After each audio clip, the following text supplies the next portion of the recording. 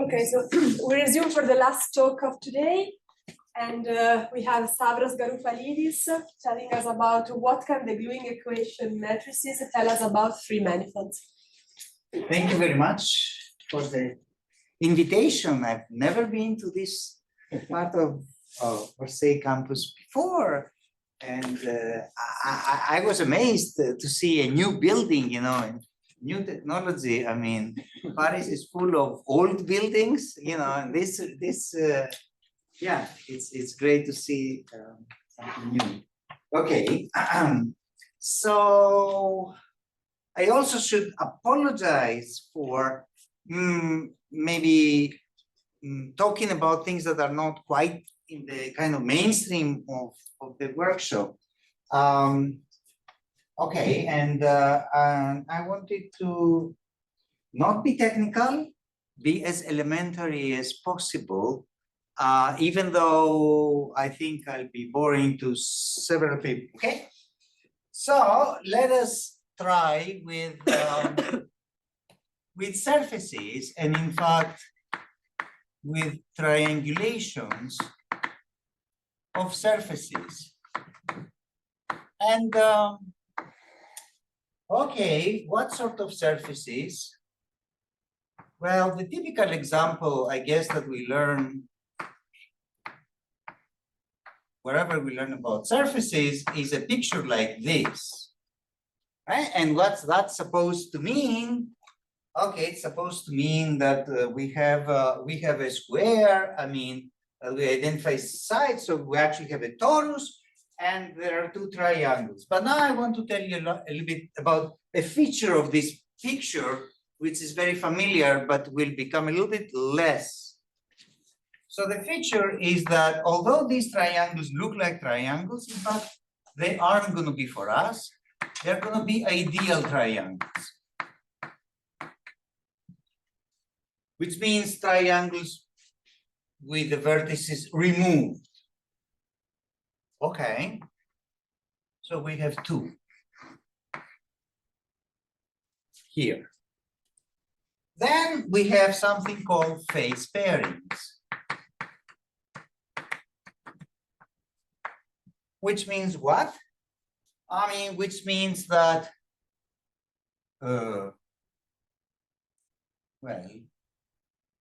which means, let's say, you know, we decide to glue these edges and these edges and these edges, okay, decide to match them combinatorially. If you're more interested, I mean, you can also match them, you know, not just combinatorial, but we can identify this edge with this edge, deciding to go in one particular, you know, way to identify them. That is all kind of irrelevant, how we identify the edges. The important thing is that you have to pair them together. And the third part of the feature is that, therefore, since we're going to be forever removing the vertices of the triangles, once we glue them together, what we will be getting is surfaces with cusps. That is, closed surfaces with finitely many points removed. Okay. So, okay, so here in this example, we have two triangles.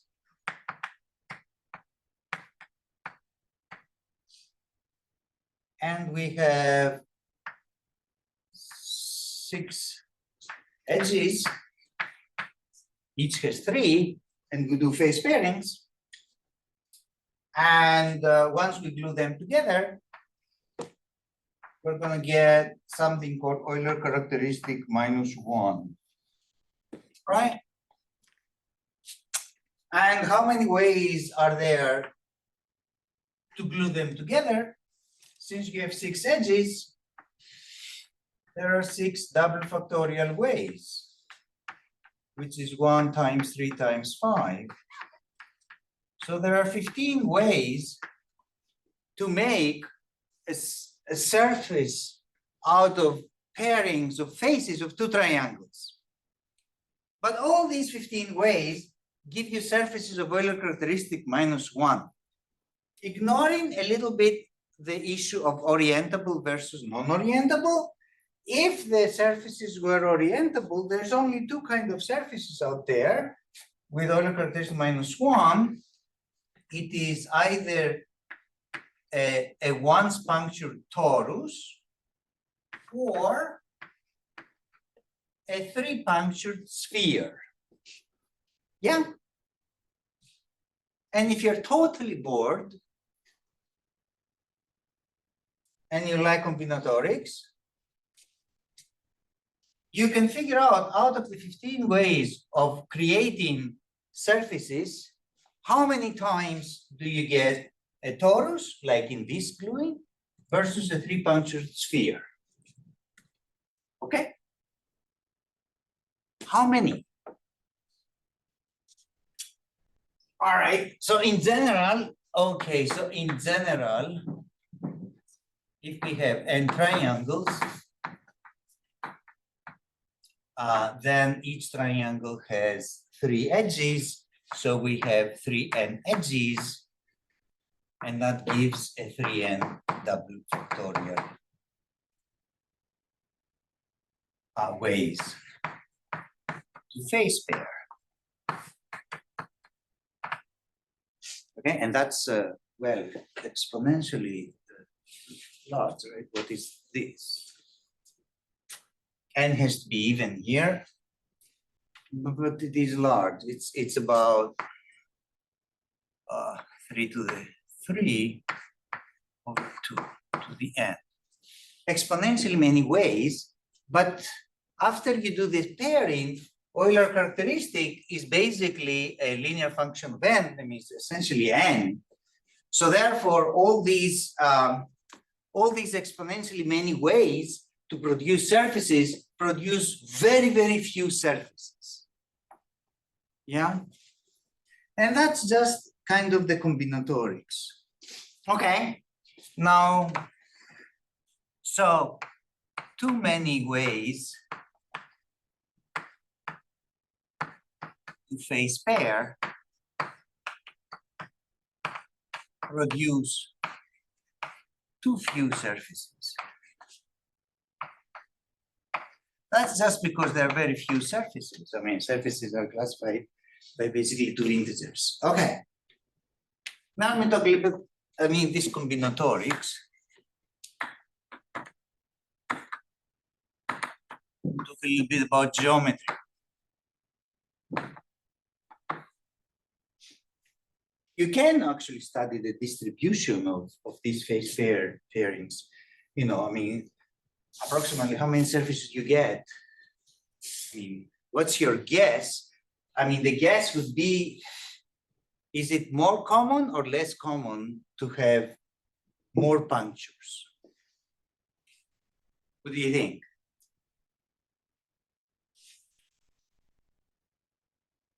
Okay, different things. All right, geometry. Yeah, geometry, we need to talk about hyperbolic geometry. So the hyperbolic plane in one of the many incarnations, like the upper half plane or this incarnation, the disk, and inside the open disk. And then we have triangles, except we don't have triangles, we have ideal triangles. Okay, ideal triangles. What is an ideal triangle? You take 3 points on the disk, and you take the convex high. Convex high of 3 points, the boundary of hyperbolic plane, is R union infinity in this. Okay, but these triangles are up to isometry, and it so happens that the isometries of hyperbolic plane, well, the good news is that it's a finite dimensionally group, and in fact, a matrix group that we like, which acts on the boundary by fractional linear transformations. Basically, x goes to ax plus b, x plus d. Okay, but it acts triply transitively. Triply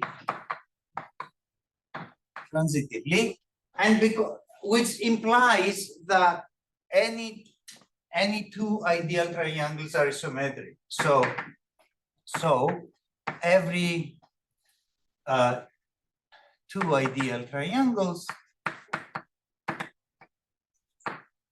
are isometric. And although ideal triangles are not compact, they do have finite area, and the area is pi. Okay. So it's actually not, yeah, I guess that's all we can say.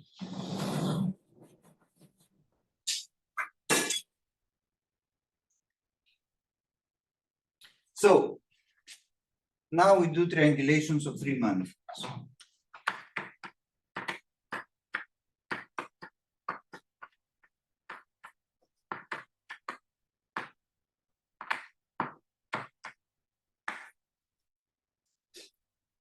Okay, three manifolds. But remember that we will be doing manifolds which are the analogs of surfaces with cusps. So these are going to be three manifolds with, let's say, torus boundary, the union of tori. Okay, and typically just one.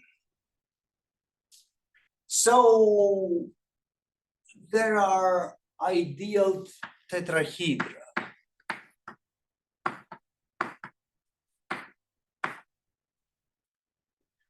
Okay. So what is an ideal tetrahedron? Well, it is a tetrahedron, except you remove just the vertices. If you want to write it, you can also write it like this. Just remove.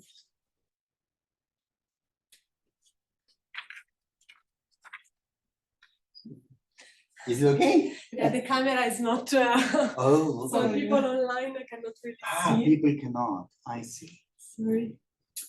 Okay. So that is combinatorially what an ideal tetrahedron is. Then we have phase pairings.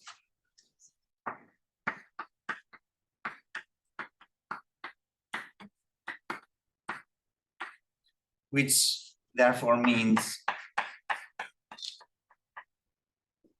the matching of one triangle face with another.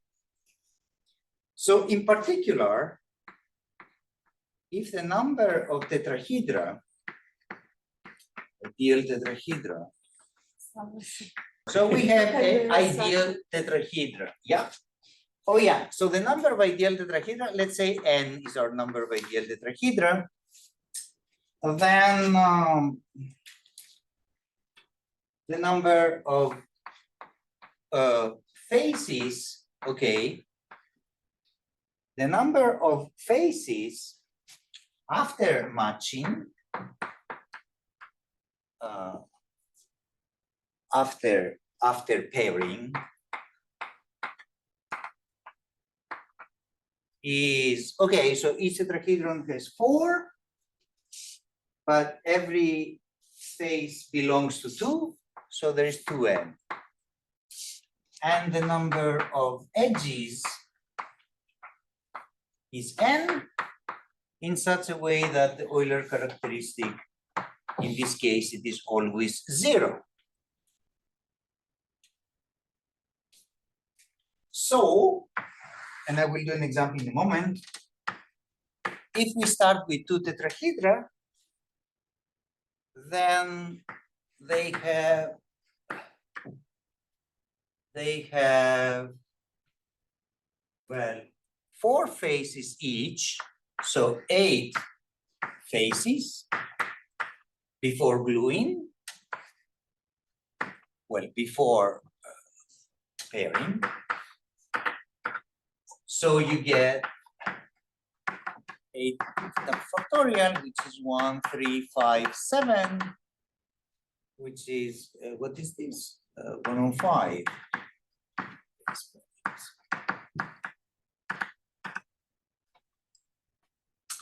Okay. And out of the 105 phase pairings, how many 3 manifolds do you get? And you get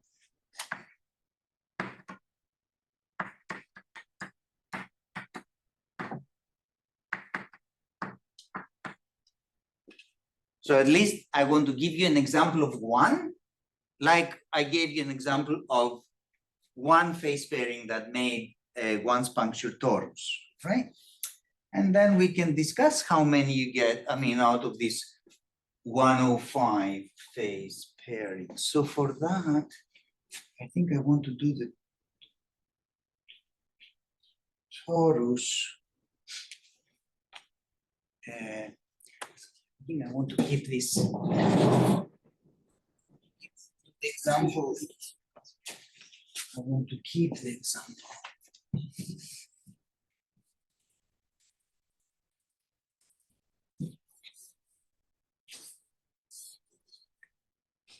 Okay. So example,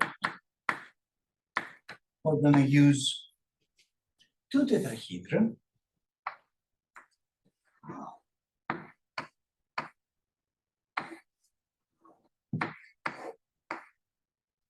And okay, 0, 1, 2, 3, 0, 1, 2, 3, and we have edges. I will tell you how the edges are identified.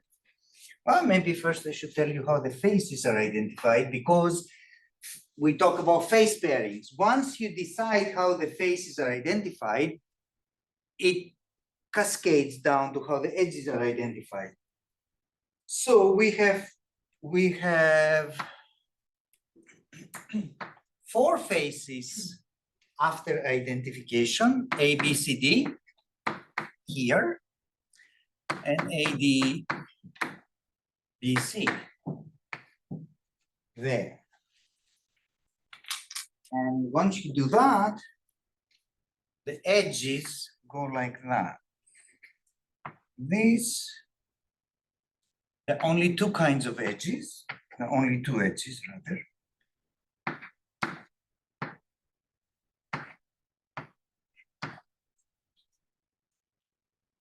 And here it goes down, down, this way, that way, and up that way.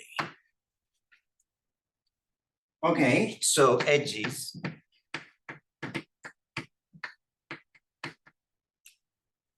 Faces.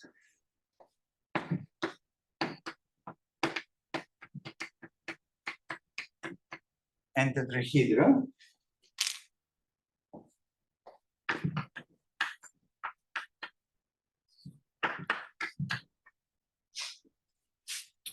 Just to convince you that this is kind of correct, if we look here at face A, right, and here at face A, this face A has 2 double arrows going out of one, like that, and one going that one. Okay. And this tells you how they're identified. And after you identify them, what do you get? Well, actually, what you get is, in fact, the complement of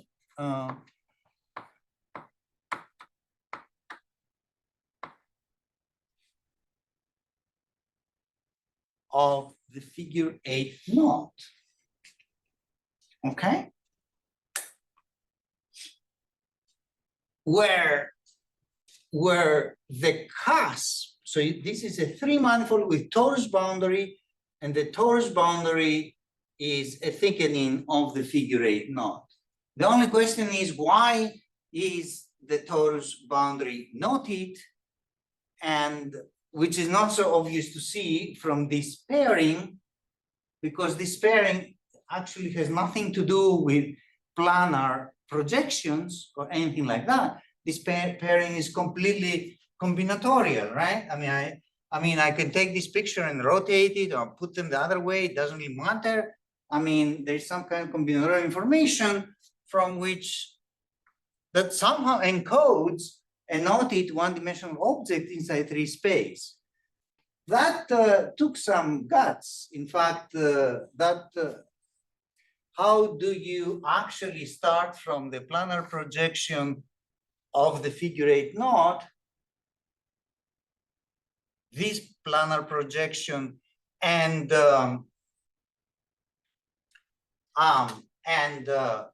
produce 2 ideal tetrahedra is a process invented by Bill Thurston, and it is in his 1978 notes.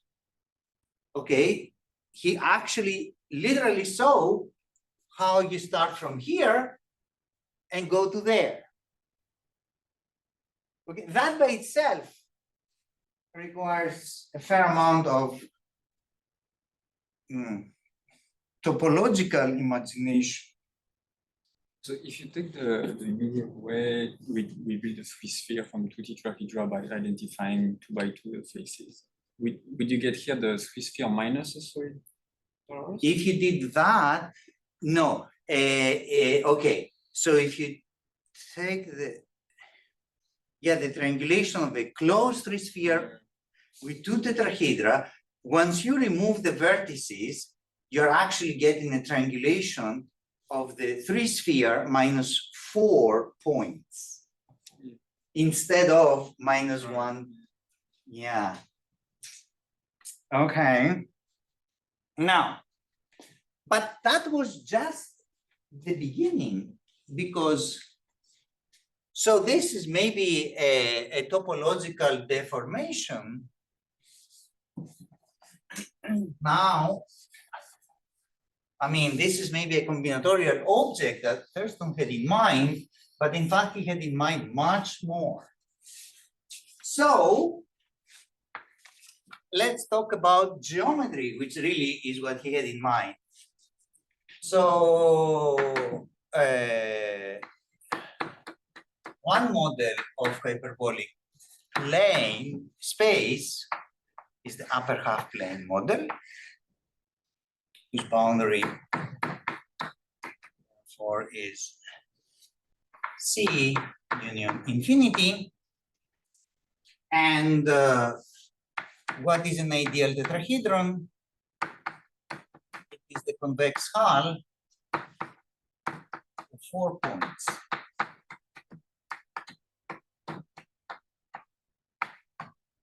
But these 4 points can be taken in certain position using the isometries. And the isometries of hyperbolic space are, again, 2 by 2 matrices, but now complex numbers up to plus minus. And they act the same way, also act triply transitively.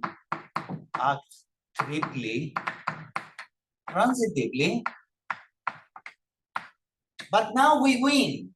Because they act triply transitively, we can assume that the 4 points in question, we can put 3 of them to frozen position 0, 1, infinity, and the next one, some other complex number. So ideal tetrahedra now have moduli, which is the convex hull of 0, 1, infinity, z. Okay, before they didn't, but now we do. You can do it in 4 dimensions if you want. The analogous thing of a tetrahedron is a pentachoron. You can compute the isometry group and see how that, degrees of freedom and so on. But we're not going to do 4 dimensions. Okay, so it's a convex hull. But now there's a little bit of isometry left because this tetrahedron, which is now a building block, it's like a Lego block. So if I put my 3 points here, 0, 1, z, this is the C space, and this is and infinity is infinity. If I draw them like this, it looks like a chimney of that kind. And that building block, that Lego block, which before had kind of no choice, now is isometric to z prime and z double prime, where z prime is 1 over 1 minus z, and z double prime is the prime of the prime. And I'll save you the calculation. It is 1 over 1 minus z. And just note that z prime, z double prime is minus 1. Okay. So ideal tetrahedra now have a shape. And they also have a volume. Before it was area, now it is volume. And what is the volume on it? Well, first of all, okay, these are non-compact objects in hyperbolic space. So a priori, they could have infinite volume, right? I mean, but they don't. They have finite volume. And the volume is given by the imaginary part of a special function called dilogarithm plus a little bit of log business, where L2 of z is the sum of z to the n over the square. Okay, this is why, I mean, it's not a single valued function and so on, but anyway, this particular one is single valued. So that is the volume. Now, here's something else you can do. In this example, with these prescribed phase pairings, so now I should go back to my picture here. Okay, 0, 1, 2, 3. Once I assign a volume, a shape to a tetrahedron, I will place that shape variable on the edges in the following way. To the edge 0, 1, I place a z, to 0, 2 prime, to 0, 3 a double prime, and opposite edges get the same shape. What does that mean? What does this assignment mean? Well, this convex hull, it has ideal angles here, here, and there. And the dihedral angles. And the dihedral angles on opposite edges are equal. And the dihedral angles here, the dihedral angle around this edge is actually argument of z. And here is argument of z prime, and here's argument of z double prime. So these complex numbers, these three complex numbers, parameterize dihedral angles. Now, dihedral angles, you may say, well, okay, so there are three dihedral angles, but the three dihedral angles add up to pi, which is why you need three real numbers with one condition, which is the same thing as one complex number. Okay, so instead of using dihedral angles, which is a non-algebraic argument of Z is not an MEZ, is not an algebraic function, Thurston decided to use complex numbers, also motivated by the fact about the convex hull. Okay, so now with this data already, we can talk about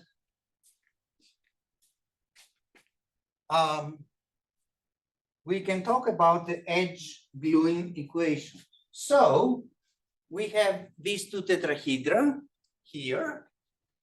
I'm going to put a shape Z here and W here. So let's put it. So to 0, 1, I have a Z, right? So here I have a Z. To 0, 2, where is 0, 2? Here I have a Z prime. And therefore here I have a Z prime. And to 0, 3, I have a Z double prime. And therefore I have a Z double prime here. Now I do the same thing with the W. So 0, 1 is a W. 0, 2 is a W prime. And 0, 3 is a W double prime. Now the question is, what is the valency of edge 1 arrow?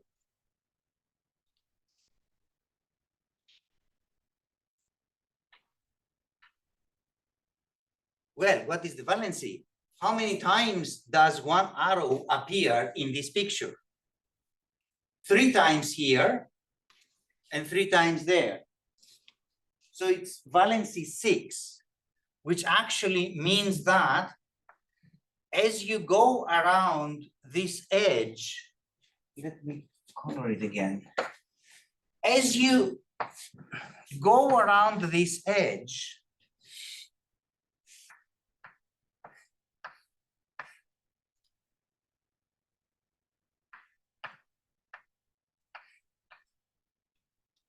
just go around, each edge appears as a dihedral angle on each tetrahedron. As you go around, you cross 6 tetrahedra, right? But wait a moment, we only have 2 tetrahedra. Yeah, you cross the same tetrahedron twice, perhaps. Actually, you do. And when you cross these tetrahedra, as you go around the edge, you cross them. I mean, this edge has either a flavor with no prime, or a flavor with 1 prime, or a flavor with 2 prime. Okay. So in particular, if we are going to take the product, so if you go around this edge and we take the product of these shapes and set them equal to 1, we're going to get an equation. Let me write it first, and then we see whether it's correct. We get Z. This is for this edge. And the other one is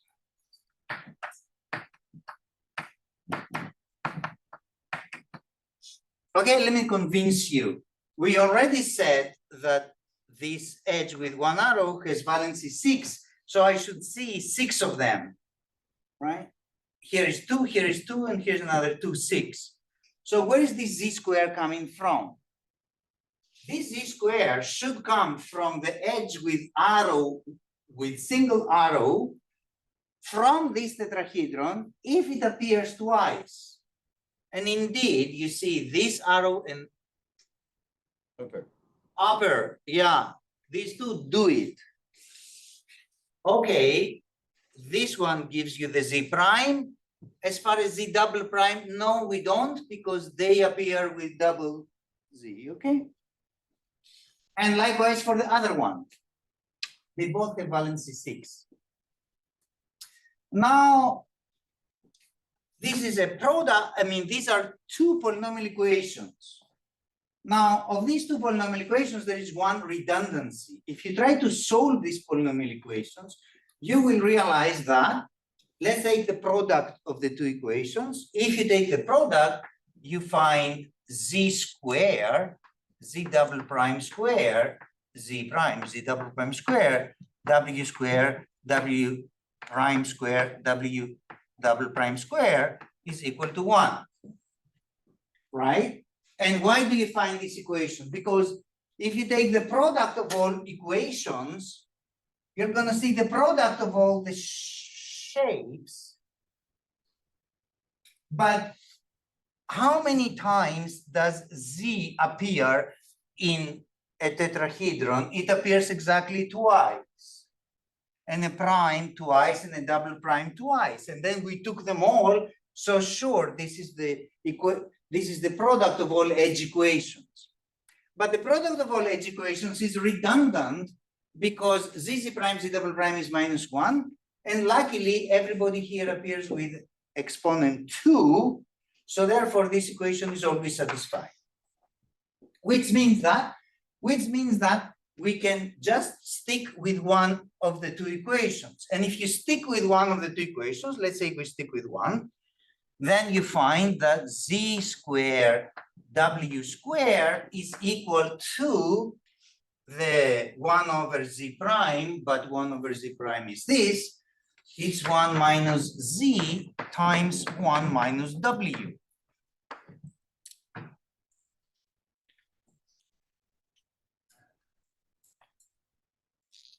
Okay. Yeah. That is one polynomial equation in two variables, otherwise called an affine curve. And what does this parameterize? What is the meaning of what we just did? So first of all, I should say that we have n variables, n being the number of tetrahedra. We have n equations, because you have one equation per edge, and the number of equations is the number of variables. One of them is redundant, so typically we have n-1 equations in n variables, and typically that wants to parameterize a curve. There is a little bit more structure, and I will say that in a moment. So there are two additional equations, which I will tell you in this example what they are. So these are the two edge equations. There is one equation for the meridian and one for the longitude. Remember that this is not a closed manifold, but a manifold minus a torus, a cusp, which is a torus. So on the torus, we can choose a basis for the homology. Typically, it's called meridian and longitude. So meridian goes like this. It's the thing that generates the fundamental group normally, and the longitude is one that goes, that is the curve which homologically is trivial in the complement. And if you walk around meridian and longitude, you're also going to find some equations. Let me write them down. For meridian, you get z and w double prime inverse is 1, and for the longitude you find z prime, z double prime, w prime inverse, w double prime minus 3 is 1. Notice there is a little bit of difference. The cusp equations involve perhaps negative powers, but the edge equations involve exponents which can be at most 2, because one z can only come at most twice from one tetrahedron, right? Okay, so suppose therefore that we try to impose this equation and these equations. If you did that, you would find out then your curve is now going to be become something zero-dimensional. And in fact, in this case, so if you impose the equation mu equal 1 and lambda equal 1, and you impose the edge equations, you find out that the only two solutions are either zeta 6 or zeta 6 inverse, where zeta 6 is e to the 2 pi I over 6. This is zeta. You may think it's some other letter, but since I'm Greek, I'm allowed to write zetas this way. And I'm not even going to discuss other letters like xa. Okay, so we find two solutions. What does that mean? So if we take these two solutions, zeta 6, in fact, we find what's called the regular ideal tetrahedron. So if zeta, if z is zeta 6, then z prime and z double prime, you can compute that it is also zeta 6. So in this case, the dihedral angles of the ideal tetrahedron are all 60 degrees, the most democratic choice. Each edge has valency 6. Suppose I choose a hyperbolic structure here so that all dihedral angles are 60 degrees. If I do that and I go around, this 60 degrees hyperbolic angles add up correctly, and what we get as a result is not just a combinatorial structure on a manifold, but in fact a complete hyperbolic structure. So this proves that the complement of the figure 8 knot has a complete hyperbolic structure. Because the 6 Lego blocks, actually 2 Lego blocks, fit exactly, you know? And not only it proves that it has a complete hyperbolic structure, but you can also compute the volume of this manifold, which is a positive real number. Now, as Thurston said towards the end of his life, everything in hyperbolic geometry left depends on an alignment of these volumes. For instance, if you have 2 cusps, 3 cusps, if you want to understand, you know, then filling in exceptional regions and all these kind of things, it all depends on the alignment. This volume is finite, first of all. So cusp hyperbolic manifolds have finite volume. Why? Because they're made out of finitely many ideal tetrahedra. Oh, and I should say, by the way, that the one with dihedral angles zeta 6, so the one with the most symmetric dihedral angles actually has the biggest volume. And the question is, what is that biggest volume? Is it 10 to the minus 32? Is it 1 or is it 10 to the 32? Does it matter? Yes, it would hugely matter. For instance, if that volume was 10 to the minus 32 and you compare it with something called Margulis constant, which is another constant of how thick a tube can be in a hyperbolic manifold before it starts intersecting itself, that constant has another, you know, value. If things like that were true, hyperbolic manifolds would not exist. And if it was on the other side of the equation, they wouldn't be rigid. So the fact that hyperbolic manifolds exist, or why we exist in the universe, is because certain numbers are aligned to allow us to be here. Okay? Okay. Yeah. So what is the volume? Well, the volume, as we said, is twice times the imaginary part of the day logarithm zeta 6.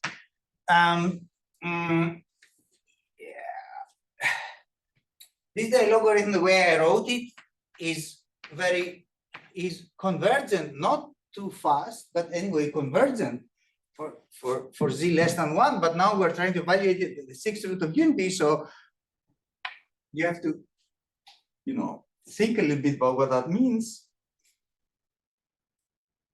And in any case, the answer is 2.02988.321. Okay, it's about 2. Is this a good number or a bad number?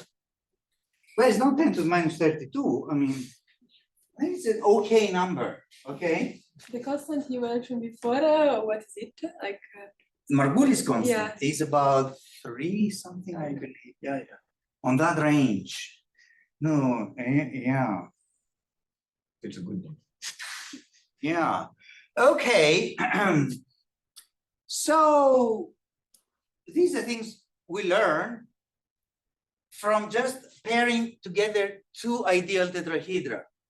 I could have tried to pair together 1 ideal tetrahedron. 1 tetrahedron has 4 faces, so I can match, the 2 faces like this and the 2 other faces like that. And if I do that, I mean, I can make some manifold. I mean, yes, I could. I mean, that's kind of the Weeks manifold. I mean, which actually has even smaller volume than this one. But I wanted to just start with an example of 2 because my initial example of the torus that everybody knows has 2 triangles. So here there are 2 tetrahedra. And this is not an elementary example that this is the complement of the figure 8 knot. Now, I think I told you there are 105 ways to combinatorially pair the faces of 2 tetrahedra and get combinatorial manifolds, right? So out of these 105 ways, perhaps you get the same manifold. How many manifolds do you get? Well, here is one. This is one. It is hyperbolic, but it is not the only one. This manifold has apparently, it has a sister. This is Thurston's terminology. The sister of the figure 8, which is actually M003. In the census, this is M004. So the sister of figure 8 is also made out of pairing of 2 regular ideal tetrahedra. So the dihedral angles are still 60 degrees. Therefore, it's still making a hyperbolic structure. The edges are still valency 6, but the face pairings are a little different, and therefore manifolds are different. In fact, the sister of the figure 8 has political correctness, right? Of Thurston in 1978. Yeah. So the first homology, I didn't give you the pairing, but I could. If you compute the first homology, you find that it is Z plus Z mod phi. So it is not a knot complement because the first homology would have been Z. It is not a complement of a knot, but in fact it is the complement of a link. So it is, the complement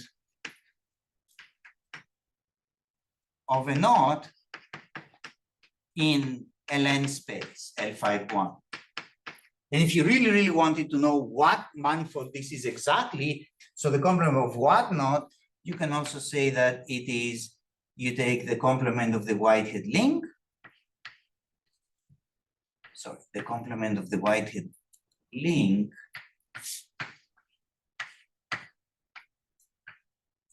and you do 5/1 filling on one component to make a length space, and in that length space, the other component is the knot, and that's the figure 8. See, sister. But the point is, okay, now does the figure 8 knot have only one sister, or does it have 2 sisters? Well, it turns out it only has one. Okay, so out of these 105 ways, that you can phase pair, you're only going to get two manifolds. In this case, just two. But still, these are examples of hyperbolic manifolds. So just some remarks to make, maybe several kinds of remarks, but one remark is that, so this proves that the complement of the figure 8 knot is hyperbolic, not by solving a nonlinear PD,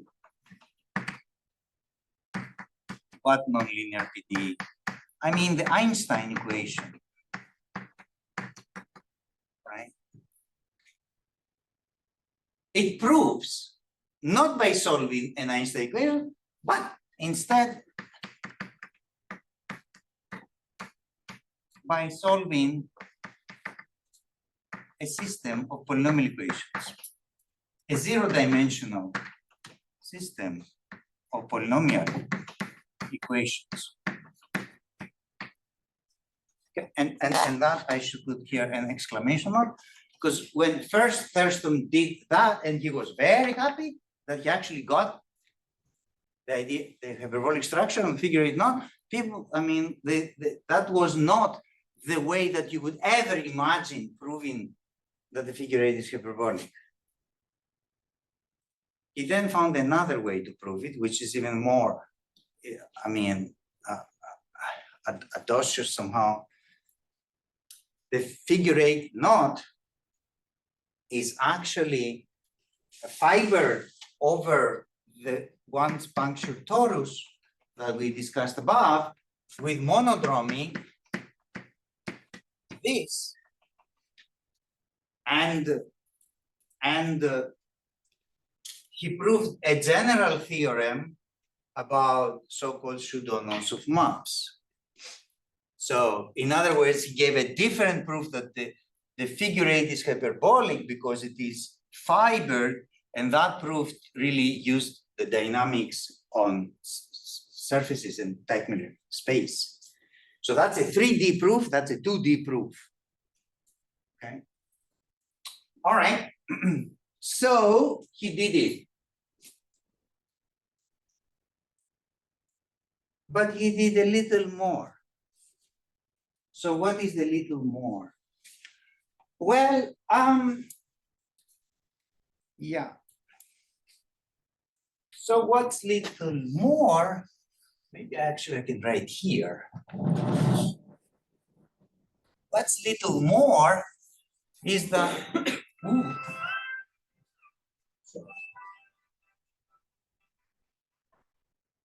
oh, I only have 4 minutes. Okay. I went way slower. Never mind, it doesn't matter. I mean, we stopped for a couple of minutes, so you can have the I mean, I don't think I'll be able to make it, but at least I want to make one point, which is that instead of writing these equations down, you can just write down the following matrix: 2, 1, 0, 2, 1, 0, 0, 1, 2, 0, 1, 2, 1, 0, 0, 0, 0, minus 1, 1, 1, 1, 1, minus 1, minus 3. So these are edge gluing equations, and these are cusp gluing equations. And here are the exponents of z, the exponent z prime, the exponents of z double prime, and likewise. So out of this, you can actually make 3 matrices. Here, let's take the exponents of z, which are nw. You can make 2 matrices.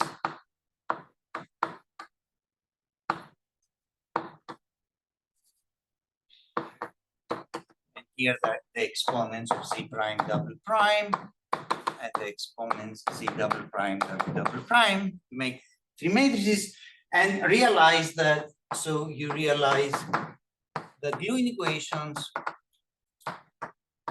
depend only on,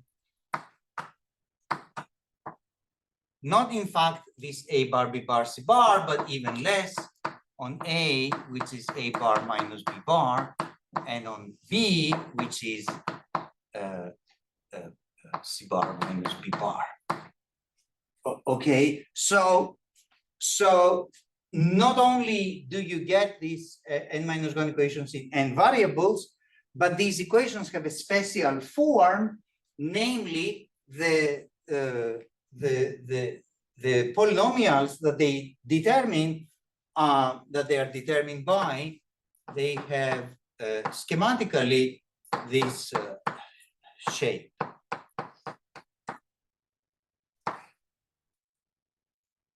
Okay. So everything depends on this matrix. This matrix depends on less than the ideal triangulation. Why? Because to know this 2 tells you that in this edge, Z appears twice, but this edge has 6 Z's.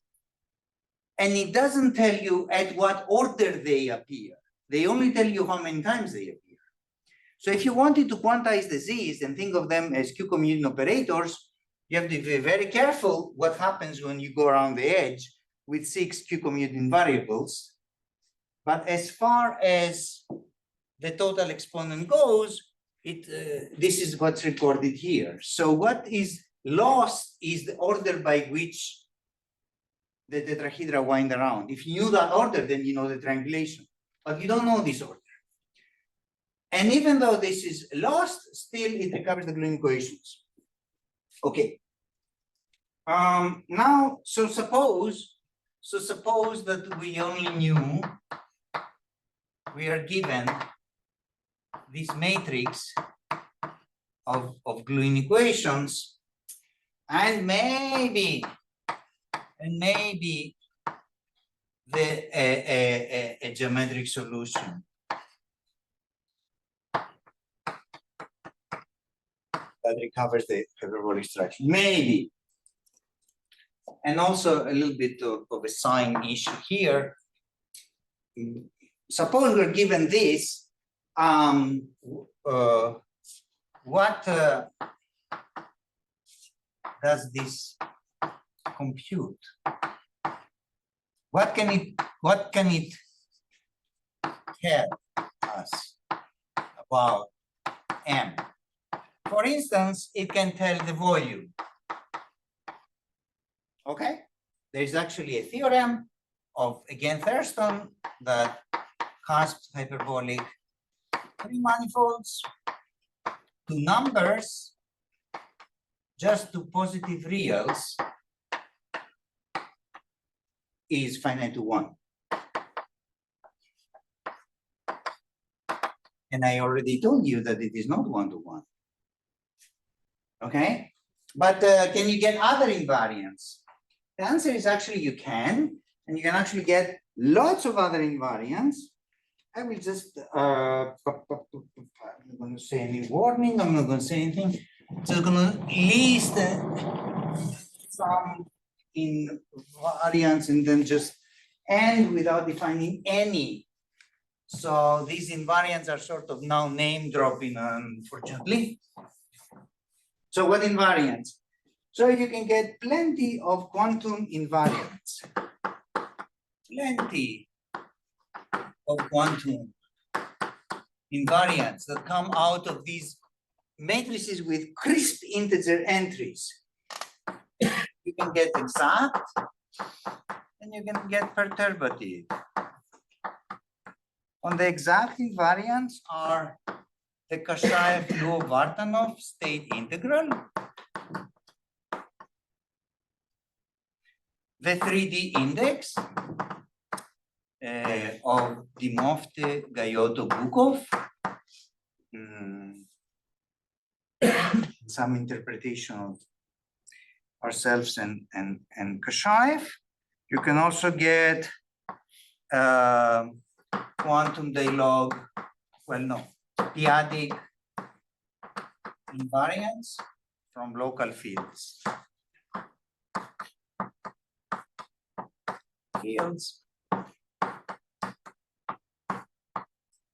And you can get perturbative invariance like perturbative Chern-Simons, complex Chern-Simons invariance.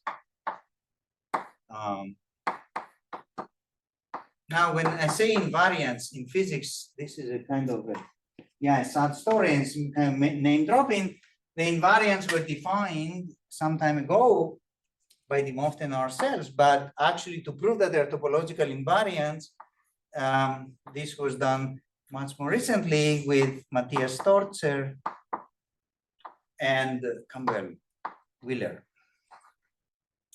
Okay, likewise, the 3D index was proven to be topological by some other people.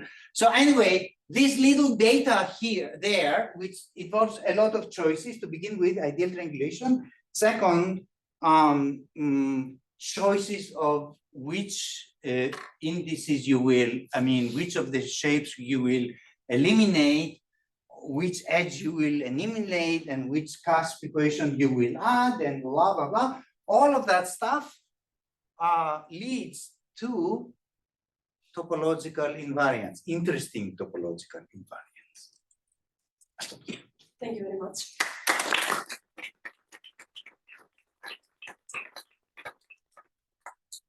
Any question or comment? Yeah.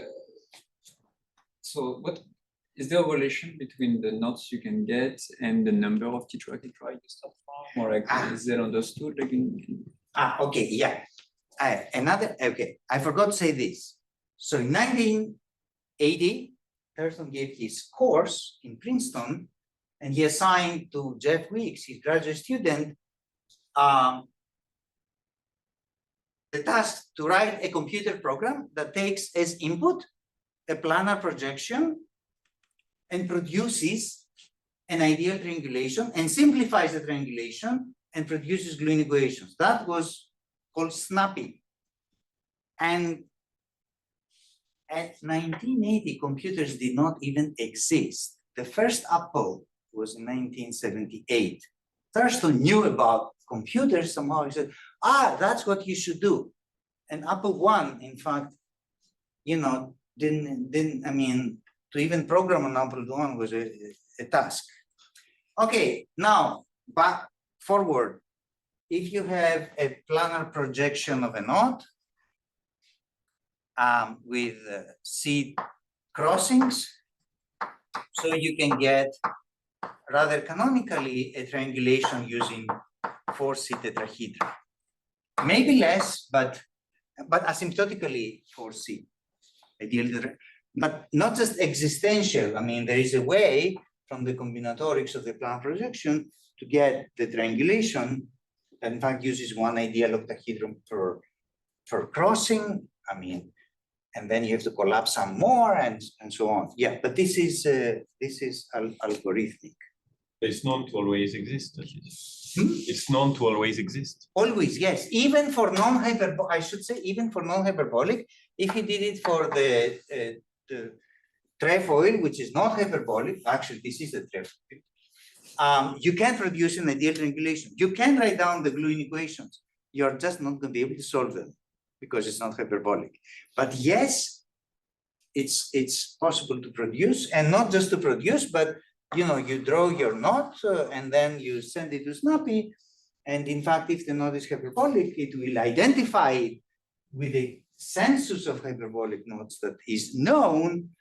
And even if it cannot identify it, but it is hyperbolic, it will numerically produce the volume to arbitrary precision, because the numbers that we get here, because they come from zero-dimensional systems, the algebraic numbers. So from most of it. So yes, it's all, you can do lots and lots of examples. So 10115 is one of my favorite ones, because 10 tetrahedra, 10 crossings but this uses actually 18 tetrahedra. And to write down the gluing equations and solve them, you get some, the solution lives in a number field. That number field has degree 60. And the fact that it has degree 60 is not the worst part. The worst part is that the coefficients, the simplest coefficient of defined polynomial, have about, I mean, they're integers with 20 digits or so. Scary stuff. Can I just ask you, Yeah. maybe like among all these invariant, there are relations, so can you just Absolutely. mention some So of first them? of all, yeah, I should say that these perturbative complex Chern-Simons invariants, they are power series, okay. They are power series in H bar, which are factorially divergent, but conjecturally resurgent, and by work of you and Campbell, they are really true for figure 8 and hopefully for many, many more. And also, even though they're power series, because they're perturbative series, so there are factorially many Feynman diagrams, that's why they're factorially divergent. On the other hand, they are periodically convergent and lead to some they have some interesting arithmetic aspects exploded in the work with Peter Solze, Campbell, Miller, and Don Zagier. So yes, and these series appear in this. Oh, and I should say the Borel resummation of these series can recover both the state integral after some doubling and through Stokes constants, basically the 3D index. So yes, and presumably if you knew all the Stokes constants, so if you really knew the 3D index, you probably would know through some Riemann-Hilbert problem the power series, the factorially divergent power series, I suspect, for these problems. So I think they're all equivalent, but it depends whether you like analytic functions, Q series, factorial divergent series, or just other periodic stuff. That's a little far out, not yet well connected. Yeah. Oh, so the periodic is not, you don't get so much. Yeah, because it takes as input QB and produces certain counts. Yeah. But it's not expected to be new invariants. It's more supposed to be, different view to all. So there are no other questions. Let's thank the speaker.